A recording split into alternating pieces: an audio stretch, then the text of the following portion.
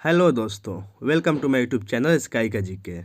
दोस्तों हम फिर लेकर आ गए हैं ज्ञान बिंदु जीएस एकेडमी का दरोगा का फुल टेस्ट दो। ठीक है दोस्तों, और आज हम लोग टेस्ट 5 का जो है डिस्कशन करेंगे। टेस्ट 4 तक कंप्लीट कर चुके हैं हम लोग, उसका हम प्लेलिस्ट बना चुके हैं, आप जाकर देख सकते हैं। ठीक है, और आगे आज हम लोग टेस्ट 5 का डिस्कशन करते हैं। ठीक है, तो चलिए शुरू करते हैं बिना समय गंवाए। फर्स्ट क्वेश्चन देखते हैं। निम्नलिखित कथनों में से कौन सा कथन जो है सत्य है? सत्य कथन छांटना है दोस्तों। ठीक है, तो चलिए कथन पढ़ते हैं। पहला कथन है, भारत ने चंद्रमा पर अंतरिक्ष यात्री उतारने का लक्ष्य वर्ष 2040 रखा है। तो ये कथन जो है दोस्तों सही है। दूसरा कथन है, भारत ने पूर्ण रूप से मलेरिया उन्मूलन का लक्ष्य वर्ष 2032 रखा है। कथन गलत है। भारत को $1 ट्रिलियन की डिजिटल अर्थव्यवस्था बनाने का लक्ष्य वर्ष 2930 है। ये भी गलत है। चौथा कथन है, भारत ने चंद्रयान 4 लॉन्च करने का लक्ष्य वर्ष 2026 रखा है। ये भी कथन है दोस्तों गलत है। तो इसका आंसर क्या हो गया? ऑप्शन नंबर सी सही हो जाएगा। केवल पहला कथन जो है दोस्तों सही है। ठीक है, और भारत को $1 ट्रिलियन बनाने का लक्ष्य कब रखा गया है? 27 से 29 तक। ठीक है, 2027 से लेके 2027 से 28 तक। ठीक है, और मलेरिया उन्मूलन 2030 तक रखा है, ये भी याद रखिएगा। आगे बढ़ते हैं, और चंद्रयान 4 जो है 2028 में लॉन्च होगा। आगे बढ़ते हैं। आगे दूसरा प्रश्न है, 10 केजी और 20 केजी द्रव्यमान की दो इस्पात की गेंदें की गतिज ऊर्जा समान है। यदि संभावना हो तो कौन सी गेंद तेजी से गति कर रही है? तो इसका आंसर क्या हो जाएगा? इसका आंसर हो जाएगा 10 किलोग्राम वाली गेंद जो है तेजी से गति कर रही है। ठीक है, काइनेटिक एनर्जी बराबर क्या होता है? Half M V square. उसी हिसाब से लगाएंगे तो आपको बनाइएगा, उस पर सॉल्व कीजिएगा तो आ जाएगा 10 किलोमीटर वाला गेंद जो है तेजी से गति कर रहा है। अगला क्वेश्चन है, 7 जून 1984 को गुरुवार था, तो 7 जून 1983 को कौन सा दिन होगा? तो ये रीजनिंग है दोस्तों, तो इसका आंसर हो जाएगा एक दिन पहले हो जाएगा मंगलवार। ठीक है, 1984 जो है आपका लीप ईयर, इसलिए 2 घटेगा। गुरुवार था तो 2 घट जाएगा, तो मंगलवार हो जाएगा। ठीक है, आगे बढ़ते हैं। अगला क्वेश्चन है, भाग्य वधु से चिर प्रतीक्षित भेंट या ट्रिस्ट विद डेस्टिनी नामक प्रसिद्ध भाषण किसने दिया था? तो ये भाषण कौन दिया था? ये दिया था जवाहरलाल नेहरू ने। ठीक है, इसका आंसर ऑप्शन सी हो गया, जवाहरलाल नेहरू। आगे बढ़ते हैं। जब अर्थव्यवस्था में मुद्रास्फीति और मंदी एक साथ होती है तो उस स्थिति को क्या कहते हैं? तो बताइए दोस्तों क्या कहते हैं? जब मुद्रास्फीति और मंदी एक साथ हो जाएगा तो उसको क्या बोलते हैं? स्टैगफ्लेशन बोलते हैं। आंसर ऑप्शन ए हो जाएगा, स्टैगफ्लेशन। ठीक है, और आगे बढ़ते हैं। 6वां प्रश्न है, निम्नलिखित में से कौन सा कथन जो है असत्य है? यानी असत्य कथन कौन है, ये छांटना है आपका। तो कौन सा हो जाएगा? ऑप्शन सी हो जाएगा, बृहत ज्ञान कोश वाल्टेयर। ये कथन जो दोस्तों गलत है। बाकी विधि की आत्मा मोंटेस्क्यू का सही है, सामाजिक संविदा रूसो का सही है, कॉमन सेंस टॉमस पेन का सही है। तो बृहत ज्ञान कोश किसका है? तो बृहत कौन ज्ञान कोश की रचना जो है दिदरो ने किया था। ठीक है, याद रखिएगा, दिदरो ने। और आगे बढ़ते हैं, बाकी तीनों सही थे, याद रखिएगा तीनों भी। अगला क्वेश्चन देखते हैं। 7वां प्रश्न है, सूची 1 और सूची 2 को मिलान करना है। ठीक है, और नीचे दिए गए कूट का प्रयोग करके सही उत्तर का चयन कीजिए। एक तरफ प्रमुख घटना है और एक तरफ क्या है? संबंधित वर्ष है। ठीक है दोस्तों, चलिए इसको भी मिलान करते हैं। इंग्लैंड की गौरवपूर्ण क्रांति कब हुआ था? 1688 में हुआ था, तो तीसरा से मिल जाएगा। लुईस 16वां को फांसी की सजा कब हुआ था? तो लुईस 16वां को फांसी कब हुआ था? ये हुआ था 1793 में, तो ये पहला से मिल जाएगा। और फ्रांस में दास प्रथा का उन्मूलन ये हुआ था 1848 में, तो ये दूसरा से मिल जाएगा। और जो बच गया, बेस्टल का पतन कब हुआ था? 1789 में। ठीक है, तो इसका आंसर कौन सा हो गया दोस्तों? ऑप्शन नंबर सी सही हो जाएगा। आगे बढ़ते हैं। आगे है, निम्नलिखित में से किसे यूनेस्को के विश्व विरासत स्थलों की सूची में शामिल किया गया है? तो इसमें से किसको किया गया है? ये किया गया है रमप्पा मंदिर को। इसका आंसर ऑप्शन बी हो जाएगा, रमप्पा मंदिर को। ठीक है, और तो रमप्पा मंदिर कहाँ है ये भी पूछ सकते हैं आपसे, तो आप लोग जो है दोस्तों बताइए कमेंट बॉक्स में कि रमप्पा मंदिर कहाँ है। ठीक है, तब तक आगे बढ़ते हैं। और यहाँ से प्रश्न बनता है कि अजंता की गुफाएं कब शामिल हुआ? तो 1983 में। एलोरा गुफा 83 में। आगरा का किला 83 में। सूर्य मंदिर कब शामिल हुआ? 84 में। ताजमहल जो है कब शामिल हुआ? ये भी 83 में शामिल हुआ था। खजुराहो मंदिर समूह 1986 में शामिल हुआ था। सांची का स्तूप पूछ सकता है, तो ये 1989 में। ठीक है, ये सब याद रखिएगा। आगे बढ़ते हैं दोस्तों। 9वां प्रश्न है, बाल्टेरो बियाफो एवं हिस्पर ग्लेशियर निम्नलिखित में से किस हिमालय में अवस्थित है? तो ये सब ग्लेशियर ये सभी जो है किस हिमालय में है? तो ये ट्रांस हिमालय में है। आंसर ऑप्शन ने हो जाएगा दोस्तों, ट्रांस हिमालय में। ठीक है, आगे बढ़ते हैं। भगवान महावीर ने किस वर्ष की अवस्था में गृह त्याग किया था? तो भगवान महावीर ने कितने वर्ष की अवस्था में गृह त्याग किए थे? तो इसका आंसर क्या हो जाएगा? तो इसका आंसर हो जाएगा ऑप्शन नंबर बी, 30 वर्ष की अवस्था में। ठीक है, याद रखिएगा, 30 वर्ष की आयु में। जैन धर्म के संस्थापक कौन थे? ऋषभदेव। पूछता ही सब। चलिए आगे बढ़ते हैं।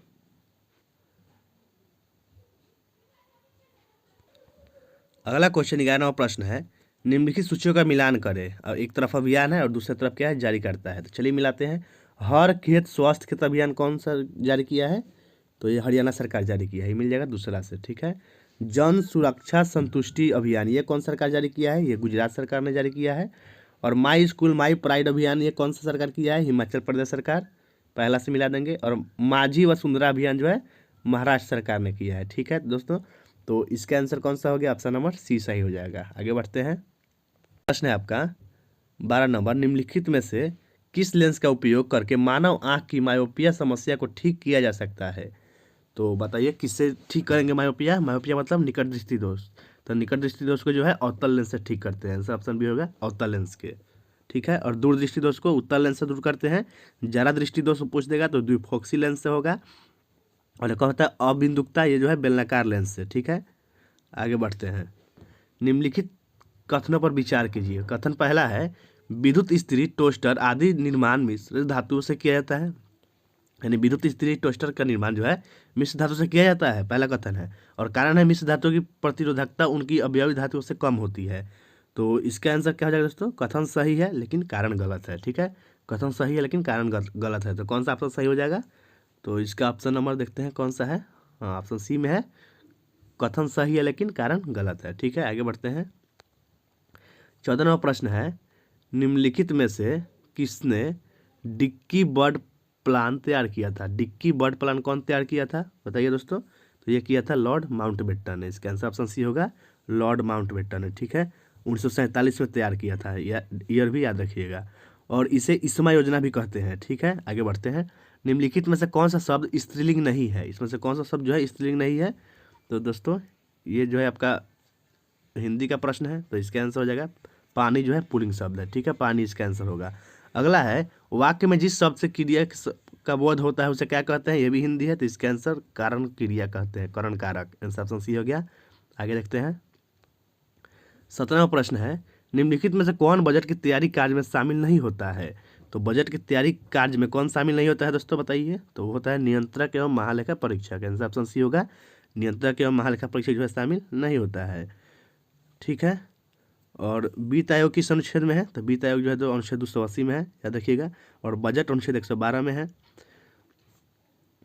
और यहाँ से बनता है नियंत्रक एवं महालेखा परीक्षक किस अनुच्छेद से संबंधित है? तो अनुच्छेद 148 से, ठीक है, याद रखिएगा। आगे बढ़ते हैं। आगे है 18वां प्रश्न है, निम्न कथनों पर विचार करें। उपयुक्त कथनों में से कौन सा कथन जो सत्य है? आपको सत्य कथन छांटना है, ठीक है। तो पहला कथन है, खेलो इंडिया बीच गेम्स 2025 का संस्करण 1 मई 2025 को पूरी बीच उड़ीसा में शुरू हुआ। नहीं दोस्तों, ये कथन जो है दोस्तों गलत है।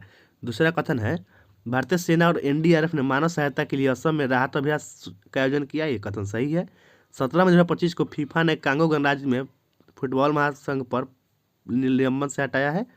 यानी फीफा ने कांगो गणराज्य के फुटबॉल महासंघ पर से निलंबन को हटा दिया है। तो ये भी कथन जो है सही है। तो इसका आंसर ऑप्शन सी हो गया, केवल 2 और 3 सही है। तो पहला जो है खेलो इंडिया बीच गेम 2025 का पहला संस्करण 19 मई 2025 को हुआ था, ठीक है, याद रखिए। 19 मई 2025 को ये पूरी बीच में नहीं बल्कि घोघला बीच हुआ था, जो कहाँ है? दीव में है, ठीक है, याद रखिएगा। आगे बढ़ते हैं। 19 नंबर क्वेश्चन है, निम्नलिखित में से किसी पिंड का आभासी भार उसके वास्तविक भार से अधिक होता है यदि लिफ्ट। क्वेश्चन है 19वां प्रश्न है, लिफ्ट में किसी पिंड का आभासी भार उसके वास्तविक भार से अधिक होता है यदि लिफ्ट। लिफ्ट क्या होता है? तो इसका आंसर होगा ऊपर की ओर त्वरित होती है तब। आंसर ऑप्शन सी होगा ऊपर की ओर त्वरित होती है तब, ठीक है, याद रखिएगा। आगे बढ़ते हैं।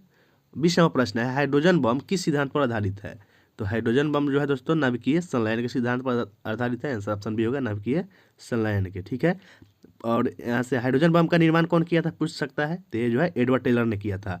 और परमाणु बम का निर्माण जो है ओपेनहाइमर ने किया था, ये सब याद रखिएगा, ठीक है। परमाणु बम नाभिकीय विखंडन के सिद्धांत पर आधारित है।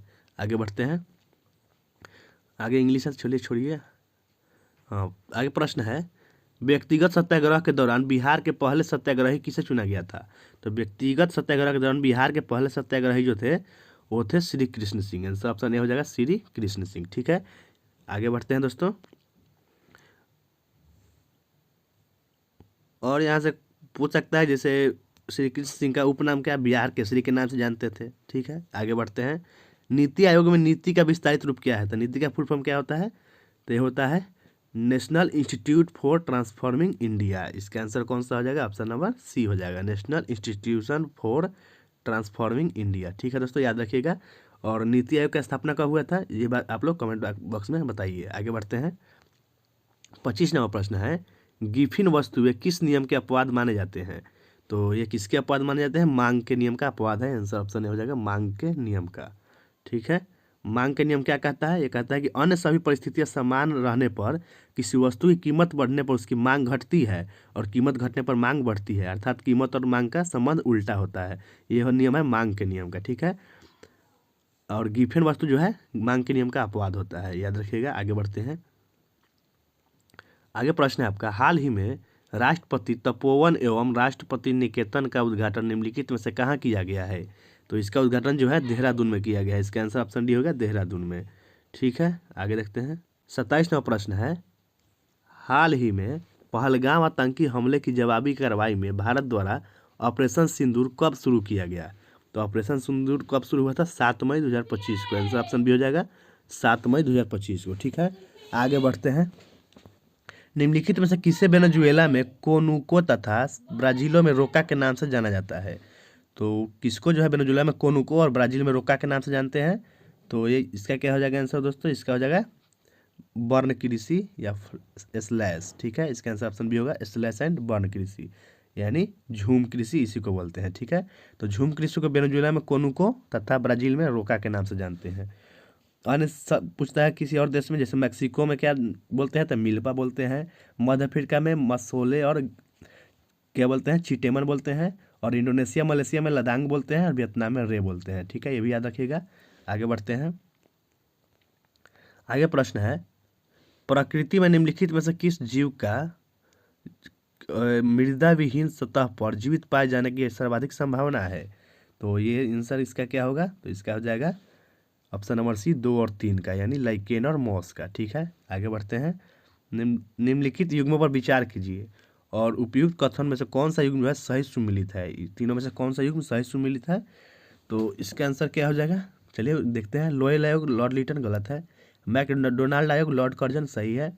स्ट्रेची आयोग लॉर्ड एल्गिन ये भी सही है, सॉरी ये गलत है। तो इसका आंसर क्या हो जाएगा? ऑप्शन नंबर डी हो जाएगा, केवल दो जो है सही है। ठीक है दोस्तों, और यहाँ लॉयल आयोग, तो लॉयल आयोग किसके काल में हुआ था? तो इस समय लॉर्ड एल्गिन द्वितीय था वायसराय। ठीक है, और स्ट्रेची आयोग के समय कौन वायसराय था? लॉर्ड लिटन था। और मैकडोनाल्ड आयोग के समय लॉर्ड कर्जन था, ये सही है। ठीक है दोस्तों, आगे बढ़ते हैं। नेक्स्ट प्रश्न है, मुस्लिम लीग द्वारा 22 दिसंबर 1939 को मुक्ति दिवस मनाए जाने का कारण निम्न में से कौन सा था? तो किस कारण से जो है मुस्लिम लीग ने मुक्ति दिवस मनाया था 22 दिसंबर 1939 को? तो कारण था आपका कि कांग्रेस मंत्रिमंडलों के द्वारा इस्तीफा दिया था। ठीक है, कांग्रेस जो मंत्रिमंडल से इस्तीफा दे दिया था, जिस कारण से 22 दिसंबर 1939 को मुक्ति दिवस मनाया था कौन? मुस्लिम लीग। याद रखिएगा। कोपेन के अनुसार उत्तरी बिहार की जलवायु कैसी है? तो कोपेन के अनुसार उत्तरी बिहार की जलवायु जो है दोस्तों CWG में आता है। इसका आंसर ऑप्शन डी होगा, CWG में। ठीक है, यहाँ से पूछता है इससे उत्तरी बिहार और दक्षिणी बिहार आता है। उत्तरी बिहार आता है CWG में और दक्षिणी बिहार आता है AW में। और टिवार्थ के अनुसार पूछेगा तो उत्तरी बिहार CAW में आता है और दक्षिणी बिहार AW में आता है। और थॉर्नवेट के अनुसार पूछेगा तो उत्तरी पश्चिमी संकीर्ण क्षेत्र जो है CBW में आता है और पूरा शेष बिहार जो बच गया वो CAW में आता है। ठीक है, तीनों का याद रखिएगा। आगे बढ़ते हैं। 33वां प्रश्न है, भारत के राष्ट्रपति के महाभियोग की प्रक्रिया है। तो कैसा प्रक्रिया है भारत के राष्ट्रपति के महाभियोग की प्रक्रिया? तो ये जो है दोस्तों अर्ध न्यायिक प्रक्रिया है। इसका आंसर ऑप्शन हो जाएगा अर्ध न्यायिक प्रक्रिया। ठीक है, और राष्ट्रपति को महाभियोग किस अनुच्छेद में वर्णित है? यह अनुच्छेद 61 में, ये भी याद रखिएगा। और महाभियोग का प्रस्ताव संसद के किसी भी सदन में पेश किया जा सकता है। ठीक है, और राष्ट्रपति पर यह कब आता है? जब राष्ट्रपति संविधान के उल्लंघन का आरोप लगता है राष्ट्रपति पर, तभी आप ला सकते हैं। ठीक है, आगे बढ़ते हैं। निम्नलिखित में से किसे कनाडा का विदेश मंत्री बनाया गया है जो इस पद की शपथ लेने वाली पहली हिंदू महिला बनी है? तो वो कौन है? तो इसका आंसर हो जाएगा अनीता आनंद। ऑप्शन ए सही हो जाएगा दोस्तों, अनीता आनंद है। ठीक है, आगे है, निम्नलिखित में से किस में केंद्रक झिल्ली नहीं होता है? तो किस में जो है केंद्रक झिल्ली नहीं होता है? ये होता है मोनेरा में। ठीक है, इसका आंसर ऑप्शन भी होगा, मोनेरा में केंद्रक झिल्ली नहीं होता है। मोनेरा किसका है, कैसा है वो? एक प्रोकैरियोटिक कोशिका है। ठीक है, आगे बढ़ते हैं। और इसमें जो है 70 इस प्रकार की राइबोसोम पाए जाते हैं। नेक्स्ट देखते हैं। नेक्स्ट 36वां प्रश्न है, यदि पिता द्वारा बच्चे को X गुणसूत्र वंशानुगत प्राप्त हुआ है तो वह क्या होगा? देखिए ऑप्शन पढ़ते हैं। तो वह क्या होगा? लड़की होगा। ठीक है, इसका आंसर ऑप्शन भी हो जाएगा दोस्तों, लड़की होगी। ठीक है, पिता में कौन कौन सा गुणसूत्र होता है? X और Y होता है, और माँ में XX होता है। ठीक है, तो जब XX मिलता है तो लड़की होता है, और XY मिलता है तो लड़का होता है। याद रखिएगा। आगे बढ़ते हैं। बांग्लादेश तथा त्रिपुरा के बीच की सीमा को क्या कहा जाता है? तो बांग्लादेश और त्रिपुरा के बीच की सीमा को शून्य सीमा रेखा बोलते हैं। आंसर ऑप्शन हो जाएगा शून्य सीमा रेखा। ठीक है, और भारत का जो है सबसे लंबी अंतर्राष्ट्रीय रेखा किसके साथ होता है? किस देश के साथ? तो होता है आपका बांग्लादेश से ही सबसे लंबा स्थलीय सीमा लगता है, जो कि कितना है? 4096.7 किलोमीटर। ठीक है, और पूछता है कि भारत के कितना राज्य जो है राज्यों की सीमा जो है पड़ोसी देशों से जुड़ा है? तो 17 राज्यों की सीमा है पड़ोसी देश से जुड़ा हुआ है। ठीक है, याद रखिएगा। आगे बढ़ते हैं। आगे प्रश्न है, भारत में न्यूनतम समर्थक मूल्य MSP किस संस्था के सिफारिश पर घोषित किया जाता है? तो MSP किसके सिफारिश पर घोषित होता है? तो ये होता है कृषि लागत एवं मूल्य आयोग के सिफारिश पर। आंसर ऑप्शन सी होगा, कृषि लागत एवं मूल्य आयोग के सिफारिश पर। ठीक है, और कृषि लागत एवं मूल्य आयोग का स्थापना पूछ देगा कब हुआ था? तो ये होता है 65 में, 1965 में। ठीक है, ये भी याद रखिएगा, ये भी इंपॉर्टेंट है। आगे बढ़ते हैं। एक ट्रेन की गति 108 किलोमीटर प्रति घंटा है। ट्रेन द्वारा 11 सेकंड में तय की गई दूरी ज्ञात करें। तो ट्रेन 11 सेकंड में कितना दूरी तय करेगा? तो इसको बनाना पड़ेगा, दूरी बराबर 4 गुने समय से। इसमें दोस्तों मैथ है, तो इसका आंसर बता देते हैं। आंसर हो जाएगा 330 मीटर। ठीक है, आगे बढ़ते हैं, मैथ छोड़ते हैं। आगे है, निम्नलिखित में से कौन जैन धर्म के दिगंबर संप्रदाय का भाग है? निम्न में से सही कूट का चयन करें। ठीक है, इस कूट में से जो है कौन है जो दिगंबर संप्रदाय का भाग है? तो इसका आंसर होगा 1 और 2, यानी बीसपंथी और तारापंथी। ठीक है, इसका आंसर ऑप्शन होगा बीसपंथी और तारापंथी। ठीक है, और दिगंबर जो है भद्रबाहु के अनुयायी थे, ये रूढ़िवादी थे। उनके अनुसार मोक्ष प्राप्ति हेतु वस्त्र त्यागना आवश्यक है, और महिलाओं को इस जीवन में मोक्ष संभव नहीं है। ठीक है, और श्वेतांबर में क्या क्या था? ये स्थूलभद्र के अनुयायी थे, और ये सुधारवादी थे। श्वेतांबर के अनुसार मोक्ष प्राप्ति हेतु वस्त्र त्यागना आवश्यक नहीं है, और महिलाओं को इस जीवन में मोक्ष संभव है, ये श्वेतांबर के अनुसार। ठीक है, यहीं से जैन संगीति भी जान लेते हैं कि प्रथम जैन संगीति कब हुआ था? 298 BC से 300 BC के बीच। ठीक है, जो किसके शासन काल में? चंद्रगुप्त मौर्य के काल में। कहाँ हुआ था? पाटलिपुत्र में, और इसकी अध्यक्षता जो है स्थूलभद्र ने किया था। और दूसरा जन संगीति 512 AD में हुआ था। वो कहाँ हुआ था? वल्लभी, गुजरात में, और इस समय अध्यक्षता कौन किया था? देवार्धी क्षमा सरवन। ठीक है, याद रखिएगा।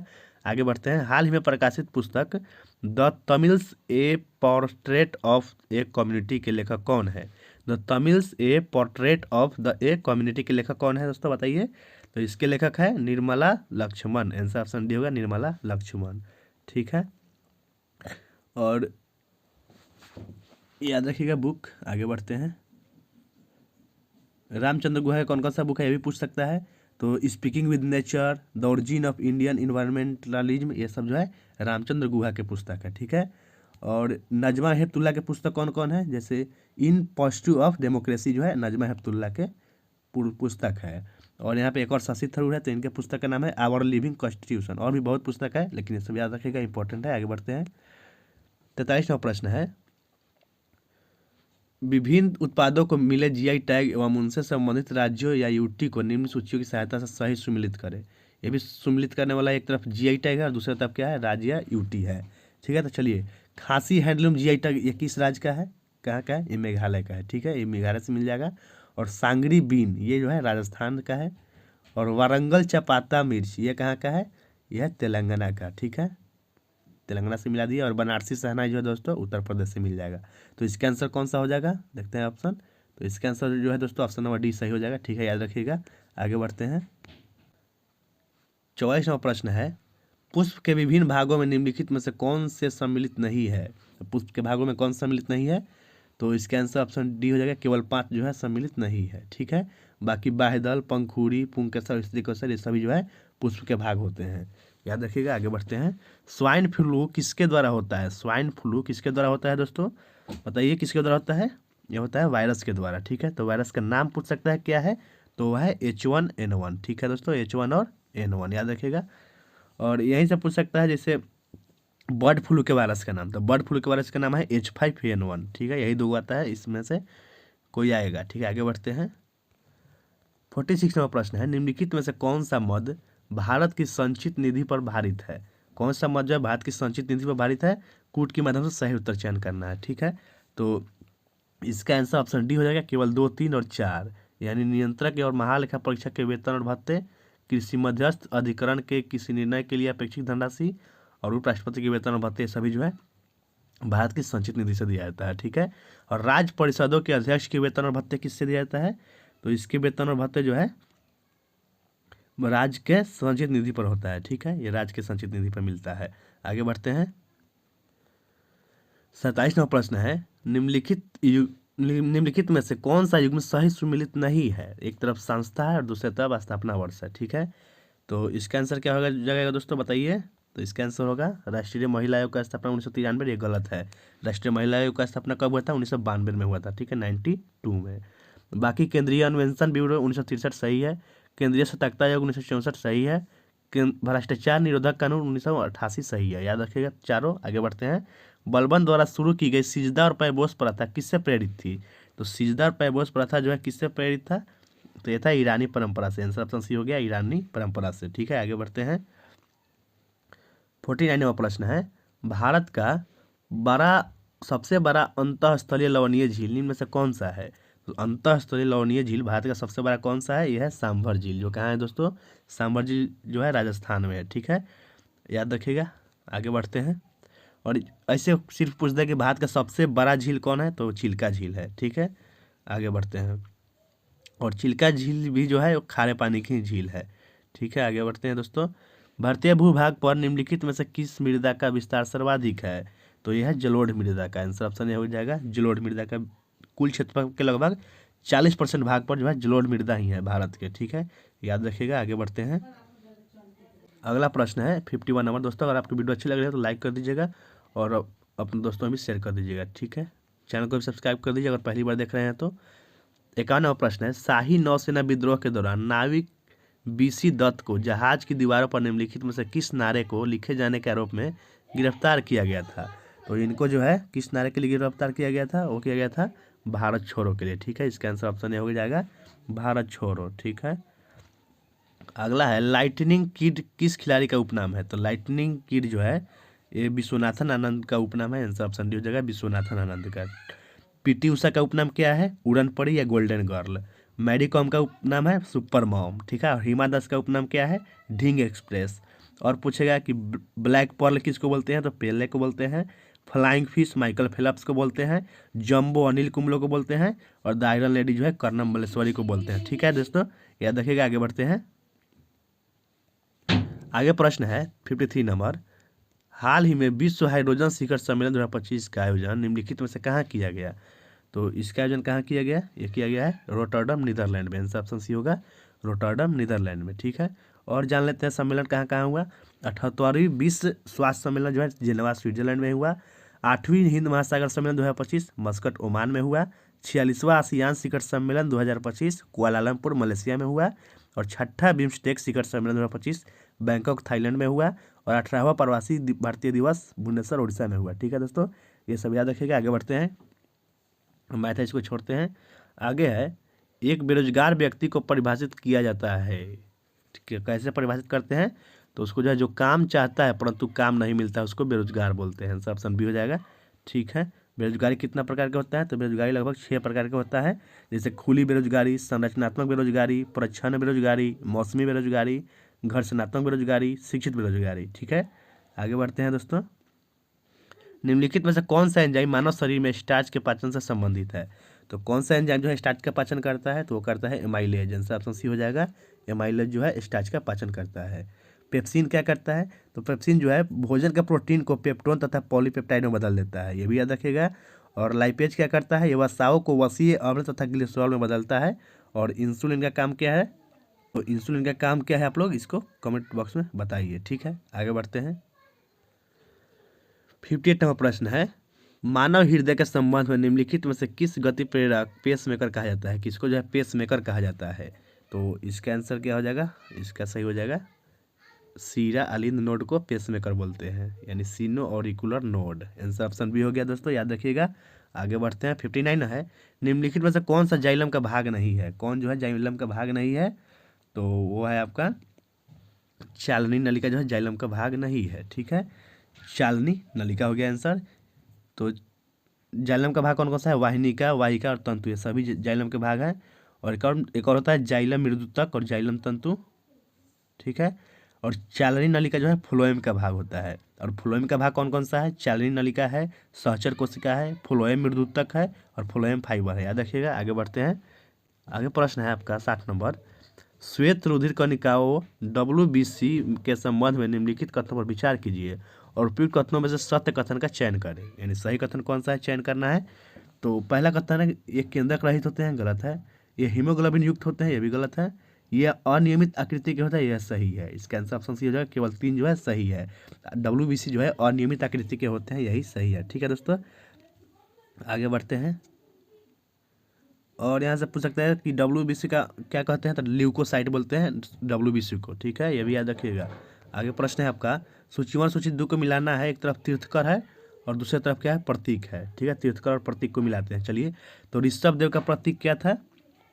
तो इनका प्रतीक जो है वृषभ था, ये मिल जाएगा दूसरा से। अजित नाथ के प्रतीक क्या था?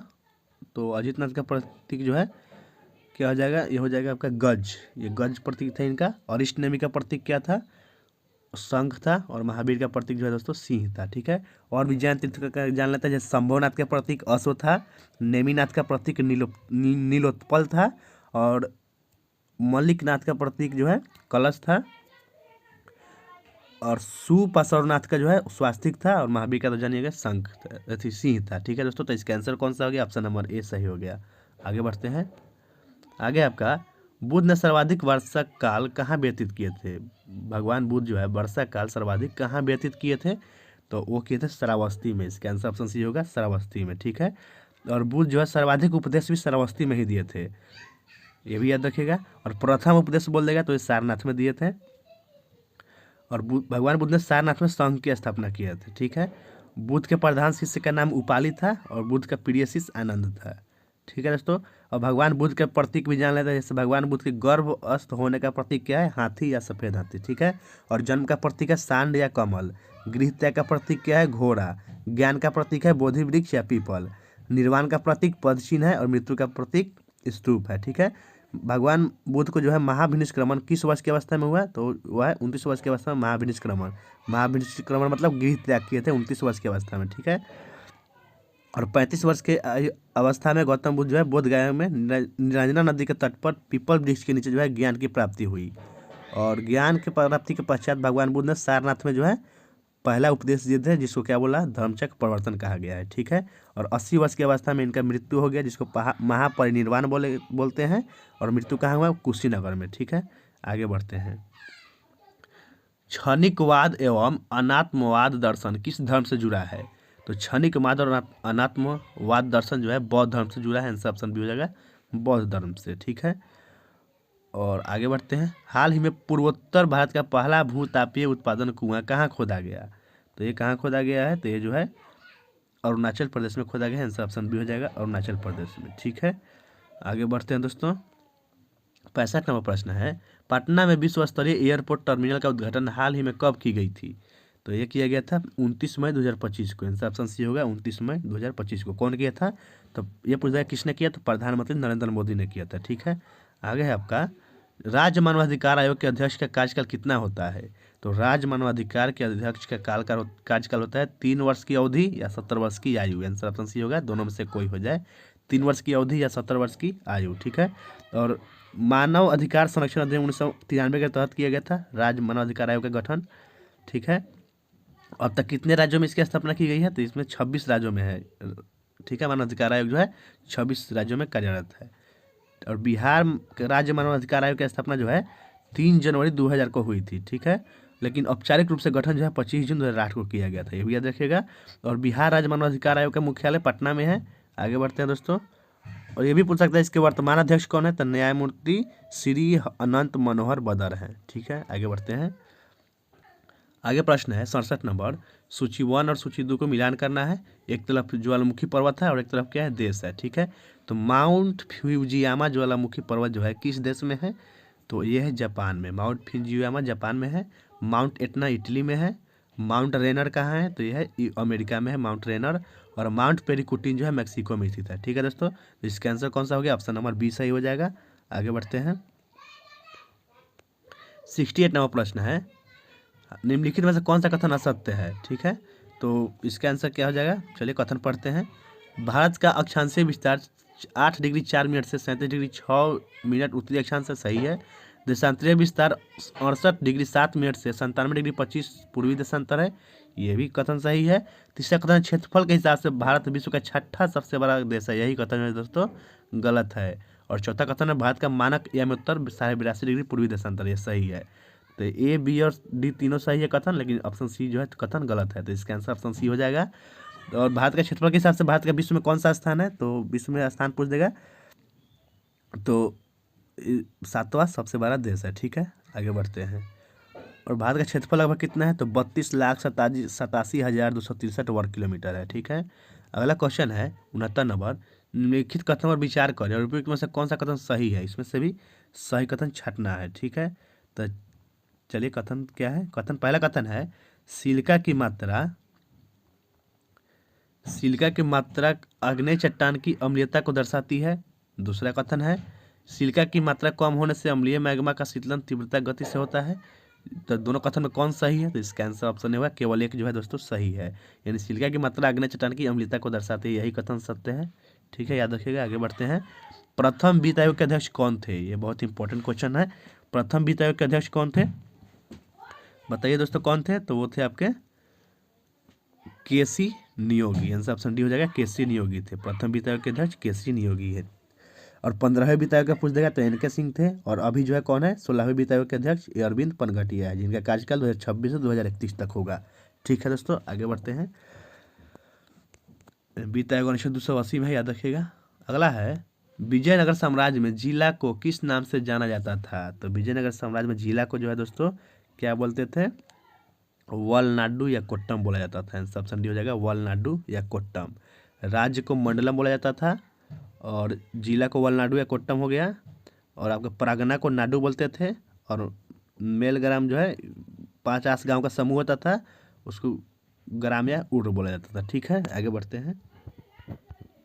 अगला प्रश्न है, निम्नलिखित में से किस चोल शासक द्वारा तंजौर में बृहदेश्वर मंदिर का निर्माण कराया गया था, तो बृहदेश्वर मंदिर का निर्माण कौन सा चोल शासक किया था, तो किया था राजराज फर्स्ट ने किया था। आंसर ऑप्शन हो जाएगा, राजराज प्रथम ने।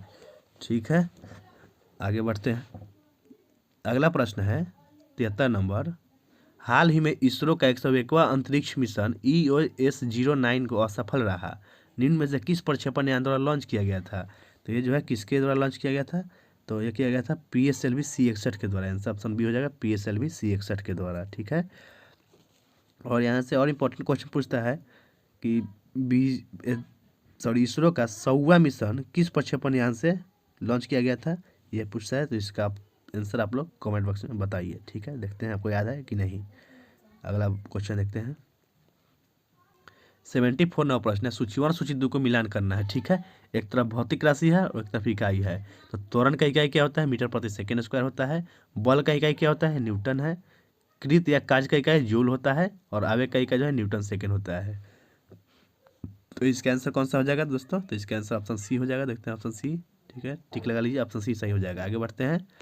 अगला प्रश्न है, निम्नलिखित राशियों में से कौन सा केवल अदिश राशियां हैं। ठीक है, इन राशियों में से कौन जो है केवल अदिश है, तो इसका आंसर ऑप्शन बी हो जाएगा, द्रव्यमान तापमान ऊर्जा जो है तीनों अदिश राशि है। ठीक है, आगे देखते हैं आपका 76 नंबर प्रश्न है, निम्नलिखित में से कौन सा नियम रॉकेट के प्रणोदन में शामिल होता है, तो कौन सा नियम रॉकेट के प्रणोदन में शामिल होता है, तो होता है न्यूटन की गति का तीसरा नियम। आंसर ऑप्शन सी होगा, न्यूटन की गति का तीसरा नियम। ठीक है दोस्तों, आगे बढ़ते हैं। 10वीं अनुसूची के तहत किसी संसद सदस्य की निरर्हता के प्रश्न पर निपटारा कौन करता है, तो इसका क्या हो जाएगा आंसर दोस्तों, तो इसका होगा लोकसभा अध्यक्ष करता है। आंसर ऑप्शन सी हो जाएगा, लोकसभा अध्यक्ष करता है। आगे बढ़ते हैं। 78 नंबर प्रश्न है, निम्नलिखित में से कौन सा भारतीय संविधान की संघात्मक व्यवस्था की एक महत्वपूर्ण विशेषता नहीं है, तो इसका आंसर क्या हो जाएगा दोस्तों, तो इसका आंसर होगा ऑप्शन नंबर डी, राज्यपाल की नियुक्ति जो है वो संघात्मक व्यवस्था की विशेषता नहीं है। आंसर ऑप्शन डी हो गया राज्यपाल की नियुक्ति। ठीक है, आगे बढ़ते हैं। निम्नलिखित सूचियों का मिलान करना है। चलिए मिलाते हैं इसको। कमला प्रसाद विशेषर, ये किससे मिल जाएगा? त्रिनाद और टोबैगो के पीएम का नाम है कमला प्रसाद विशेषर। ठीक है, और मार्क कार्नी कहाँ के हैं? ये कनाडा के प्रधानमंत्री है। कनाडा के प्रधानमंत्री का नाम है मार्क कार्नी। एंथनी एल्बनीज, ये किसका है? ये कौन है? ये जो है ऑस्ट्रेलिया के प्रधानमंत्री है एंथनी एल्बनीज। और ब्रिटेन के प्रधानमंत्री का नाम कीर स्टारमर है। ठीक है दोस्तों, तो इसका आंसर कौन सा हो जाएगा? तो इसका आंसर जो है ऑप्शन नंबर आपका ए सही हो जाएगा। ठीक है, आगे बढ़ते हैं। आगे प्रश्न है, हाल ही में भारत सरकार ने किस तिथि को प्रति वर्ष आयुर्वेद दिवस मनाने का निश्चय किया गया है? तो आयुर्वेद दिवस प्रतिवर्ष किस तिथि को मनाने की घोषणा हुआ है? तो ये हुआ है 23 सितंबर को आयुर्वेद दिवस। ठीक है, याद रखिएगा 23 सितंबर को। आगे बढ़ते हैं। निम्नलिखित में से किसे भारतीय समाचार पत्रों का मुक्तिदाता कहा जाता है? तो भारतीय समाचार पत्रों का मुक्तिदाता जो है चार्ल्स मेडकॉफ को बोलते हैं। आंसर ऑप्शन हो जाएगा चार्ल्स मेडकॉफ। ठीक है, और 1823 के लाइसेंस अधिनियम को चार्ल्स मेडकॉफ ने रद्द कर दिया था, इसी कारण से इसको भारतीय समाचार पत्रों का मुक्तिदाता बोलते हैं। ठीक है, आगे बढ़ते हैं। अगला है 82 नंबर। भारत के प्रथम ब्रिटिश प्रेसिडेंसी की स्थापना कहाँ की गई थी? तो भारत के प्रथम ब्रिटिश प्रेसिडेंसी का स्थापना जो है सूरत में हुआ था। तो आंसर ऑप्शन डी हो जाएगा सूरत में। ठीक है, 83 नंबर प्रश्न है, 1857 के विद्रोह के संबंध में किसने कहा था कि यह अंग्रेजों के विरुद्ध हिंदू और मुसलमानों का षड्यंत्र था? तो ये जो है किसने कहा था? ये कहा था जेम्स आउट्रम टेलर ने। आंसर ऑप्शन सी हो गया जेम्स आउट्रम टेलर ने। और इस 1857 के विद्रोह से कथन जो है पूछता है, तो चलिए बोल देते हैं, आप लोग सुन लीजिए अच्छा से।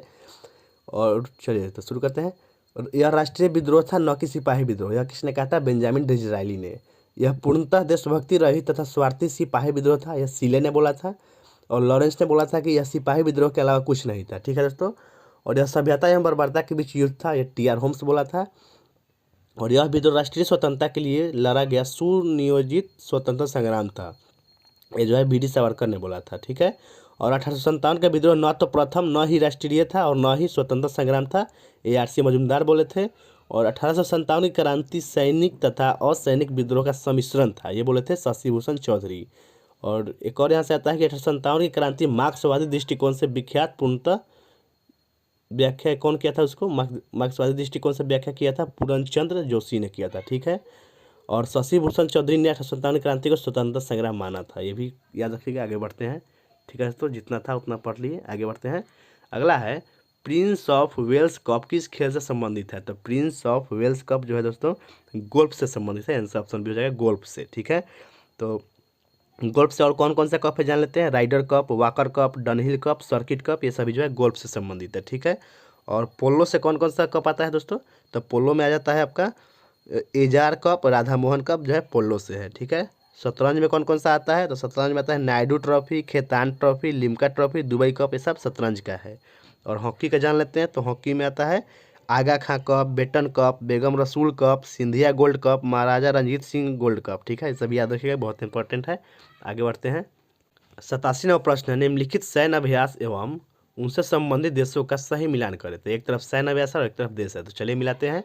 धर्म गार्जियन 2025, ये किसके इसके बीच हुआ है? तो ये हुआ है भारत और जापान के बीच। ठीक है, शक्ति अभ्यास 2025, ये हुआ है भारत और फ्रांस के बीच।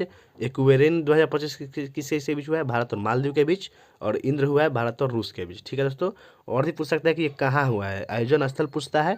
तो धर्म गार्जियन जापान में हुआ है, शक्ति अभ्यास ये फ्रांस में हुआ है, और एक्वेरिन मालदीव में हुआ है। और इंद्र कहाँ हुआ है? तो इंद्र हुआ है चेन्नई भारत में। ठीक है, आगे बढ़ते हैं दोस्तों। आगे प्रश्न है आपका 88वां प्रश्न है, राज्यपाल द्वारा राज्य विधान परिषद के लिए कितने सदस्यों को मनोनीत किया जाता है? तो राज्यपाल द्वारा कितने सदस्य मनोनीत होते हैं? तो इसका आंसर हो जाएगा कुल सदस्य का 1/6। आंसर ऑप्शन डी हो जाएगा कुल सदस्य का 1/6। ठीक है, और किस अनुच्छेद के तहत होता है? ये 171 के तहत, ये भी याद रखिएगा, अनुच्छेद 171 के तहत। ठीक है,